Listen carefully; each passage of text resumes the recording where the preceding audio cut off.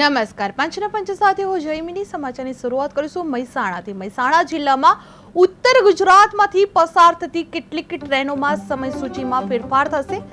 મદાર પાલનપુર સેક્શનમાં સોમેશ્વર જવાલી સ્ટેશનો વચ્ચે બ્રિજ નંબર 613 પર આરસીસી બોક્સ લોન્ચિંગને કારણે 9 ટ્રેનો 6 ડિસેમ્બર સુધી પ્રભાવિત રહેશે, જેમાં 2 ટ્રેનો રદ કરવામાં આવી છે, 3 ટ્રેનો ડાયવર્ટ થશે અને 4 ટ્રેનો 2 થી 6 કલાક મોડી ઉપડશે। આ રદ થયેલી ટ્રેનોમાં સાબરમતી જોધપુર એક્સપ્રેસ 14822 અને જોધપુર સાબરમતી એક્સપ્રેસ 14821 છે, જે મોડી આવનારી ટ્રેનોમાં સાબરમતી જમ્મુ તવી એક્સપ્રેસ, સાબરમતી યોગનગરી ઋષિકેશ યોગા એક્સપ્રેસ અને હનુમાનગઢ દાદર રણકપુર એક્સપ્રેસનો સમાવેશ થાય છે।